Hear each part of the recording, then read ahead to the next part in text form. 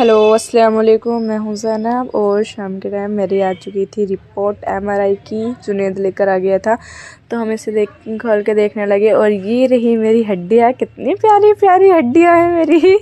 और फिर हड्डियों में हमने सर्च वर्च करा फिर रख दी, क्योंकि डॉक्टर से ही अब पूछेंगे अब तो क्या हुआ। फिर यहाँ पे दादा समझा रहे थे कि जुनैद को कि बाहर का नहीं खाया कर तू भी, वरना तेरी भी कुछ बीमार हो जाएगा, ध्यान रखा कर।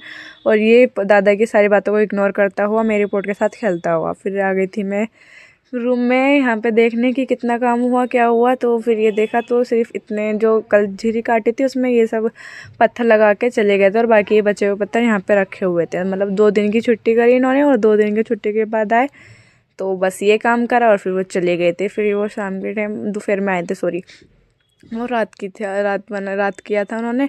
फिर दोपहर में आए तो इन्होंने यहाँ पे वो पुट्टी हुई हुई थी दीवारों पे, तो उन्होंने पुट्टी को घिसा था, क्योंकि टेल लगानी नहीं थी कि सीलन आ जाती है ना, तो इसलिए हम टेल लगवाए थे दीवारों में।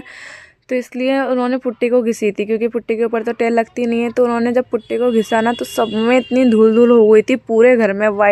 ब्लैक जीना बिल्कुल वाइट हो गया था और पूरे घर में इतनी धूल उड़ रही थी ना। यहाँ पे पर्दा डाल रखा था लेकिन पर्दे के बावजूद भी अंदर सारे सामान पे, कपड़ों पर, हर जगह धूल धूल हो गई थी। फिर हमने जल्दी से सारी सफाई वफाई की और सफाई करने के बाद फिर हम बैठ गए थे सब खाना खाने। और आज अम्मी ने बनाए थे आलू के पराठे और सबके पराठे फ्राई हुए थे और मेरे ये रोटी की तरह पराठे बना देते, मतलब रोटी में ये आलू भर दिए थे, क्योंकि भाई मुझे तला हुआ मना है इसलिए। और आज के लिए बस इतना ही। मिलता है आपसे कल। वीडियो अच्छी लगी हो तो वीडियो को लाइक कमेंट शेयर करना और चैनल को सब्सक्राइब करना। Okay bye bye.